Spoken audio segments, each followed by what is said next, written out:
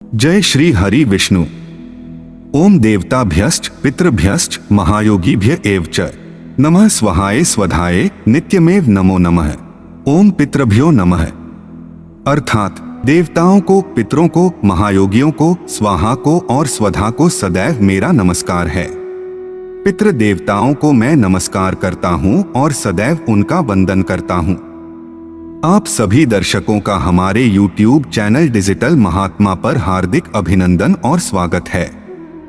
आज हम भगवान श्री वेद व्यास जी द्वारा रचित श्री गरुड़ महापुराण के दिव्य ज्ञान के माध्यम से यह जानने का प्रयास करेंगे कि पितृपक्ष में श्राद्ध की क्या विशेषता है और पितरों को श्राद्ध में तर्पण देना क्यों अनिवार्य है।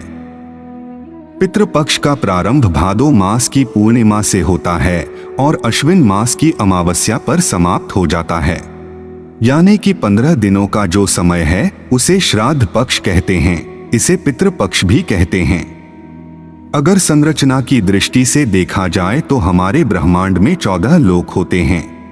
हमारी पृथ्वी के नीचे 7 लोक तल, वितल, सुतल, तलातल, महातल, रसातल और पाताल होते हैं, जबकि हमारी पृथ्वी के ऊपर 6 लोक पितृलोक, स्वर्गलोक, जनलोक, महरलोक, तपलोक तथा ब्रह्म लोक होते हैं और हमारी पृथ्वी इन सब के मध्य में स्थित है, जिसे पृथ्वी लोक कहते हैं। मनुष्य जब देह त्याग करता है तो उसकी आत्मा को अपने पूर्व जन्म में किए गए कर्मों के अनुसार ही नए शरीर की प्राप्ति होती है अथवा मुक्ति का मार्ग मिलता है। अपने किए गए कर्मों के अनुसार या तो वह बैकुंठ जाता है, या तो वह स्वर्ग में जाता है, या तो वह नरक में जाता है और या तो उसे नए शरीर की प्राप्ति होती है।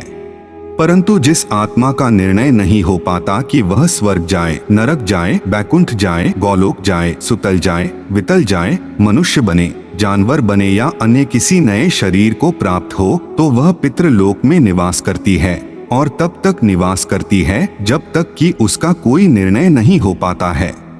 एक वर्ष में 365 दिन होते हैं और हमारे सभी पितृ अथवा पूर्वज पूरे वर्ष भर पितृलोक में ही रहते हैं, परंतु पितृपक्ष के इन 15 दिनों के लिए भगवान पितृलोक के द्वार खोल देते हैं।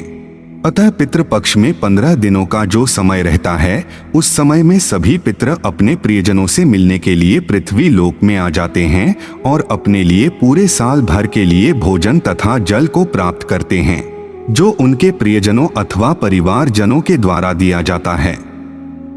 जो लोग अपने पितृ अथवा पूर्वजों को इस श्राद्ध पक्ष में तर्पण करके तथा विनय पूर्वक आवाहन करके भोजन प्रदान करते हैं, उनके पितृ अत्यंत प्रसन्न होते हैं। जब पितृ या पूर्वज तृप्त और प्रसन्न होकर वापस पितृलोक जाते हैं तो जाते समय अपने परिवार जनों को शुभ आशीर्वाद देते हैं, जिससे कि उनके सभी मनोरथ पूरे होते हैं और सभी प्रकार के रोग, दुख अथवा कष्ट दूर होते हैं और खुशहाली आ जाती है। परंतु जो लोग अपने पितरों को जल, तर्पण तथा भोजन इत्यादि नहीं देते, तो उनके पितृ तथा पूर्वज पृथ्वी लोक से बिना जल व बिना भोजन के भूखे ही वापस लौट जाते हैं और कुपित हो जाते हैं। इस प्रकार पितरों अथवा पूर्वजों के नाराज व असंतुष्ट होने से परिवार जनों पर पितृ दोष लग जाता है और उन्हें अनेक प्रकार के रोग, दुख और कष्ट लग जाते हैं। बनते काम भी बिगड़ने लग जाते हैं और उन्हें बहुत ही बुरी स्थिति का सामना करना पड़ता है। अतः पितृपक्ष में अपने पितरों अथवा पूर्वजों का स्मरण करना चाहिए, उनका आवाहन करना चाहिए, उनको तर्पण देना चाहिए, उनको नाना प्रकार के पकवान व व्यंजन बनाकर उन्हें प्रेम से अर्पण करना चाहिए, जिससे कि वे संतुष्ट व तृप्त होकर अपना आशीर्वाद देते हुए प्रसन्नता पूर्वक अपने पितृलोक में वापस चले जाएं। पितृलोक के देवता का नाम अयरमा है और कौवा उनका वाहन है। तो जब पितरों को भोजन दिया जाता है तो कौवे का आवाहन किया जाता है। कौवा परिवार व सगे संबंधियों द्वारा दिया गया भोजन उनके पितरों व पूर्वजों तक पहुंचाता है। कुत्ते को भी भोजन दिया जाता है, क्योंकि कुत्ता धर्मराज के दूत का प्रतीक है। गाय को भी भोजन कराया जाता है, क्योंकि गाय सबसे पूजनीय होती है और गाय में सभी देवी देवताओं का वास रहता है।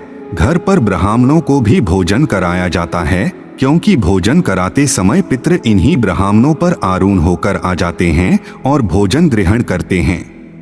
किसी योग्य ब्राह्मण से पूजन करवाकर परिवारीजन अथवा पिता, पुत्र या पौत्र द्वारा अपने पितरों अथवा पूर्वजों को तर्पण तथा पिंडदान इत्यादि अर्पित करना चाहिए।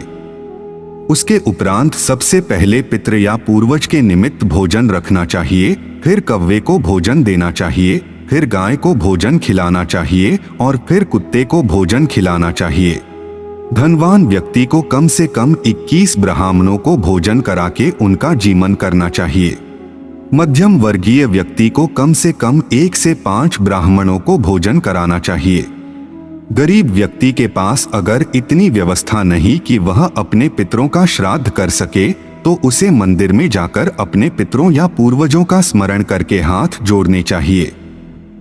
अत्यधिक दीनहीन होने पर भी कर्ज लेकर श्राद्ध नहीं करना चाहिए, क्योंकि ऐसा करने से पितरों को अत्यंत दुख होता है और वे भी कर्ज देने वाले के कर्जदार हो जाते हैं और उनको मुक्ति नहीं मिलती है। अतः कर्ज लेकर श्राद्ध नहीं करना चाहिए। अपनी योग्यता अनुसार ही पितरों का श्राद्ध करना चाहिए और उन्हें भोजन कराना चाहिए। इस प्रकार श्राद्ध पक्ष में पितरों या पूर्वजों को उनका भोजन हवा के द्वारा, भूमि द्वारा, अग्नि के द्वारा, सूर्य के प्रकाश द्वारा तथा जल के द्वारा उन तक पहुंचता है। अतः सभी मनुष्यों को अपने पितरों या पूर्वजों को तर्पण देकर श्राद्ध करना चाहिए। इससे पितृ प्रसन्न होते हैं और पितृ दोष के कारण आने वाली सभी अड़चनें, रुकावटें व बाधाएं दूर होती हैं। इस प्रकार व्यक्ति के दुख तथा पारिवारिक क्लेश दूर हो जाते हैं। तो यह थी गरुड़ पुराण में वर्णित श्राद्ध पक्ष में पितरों का श्राद्ध करने के बारे में एक छोटी सी जानकारी। हम आशा करते हैं कि आपको यह जानकारी अच्छी लगी होगी। अगर अच्छी लगी हो तो वीडियो को लाइक करें और हमारे चैनल को सब्सक्राइब करने का कष्ट करें।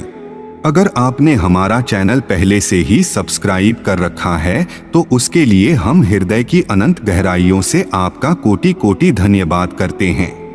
एक बार फिर से आपका बहुत बहुत धन्यवाद। जय हिंद, जय भारत।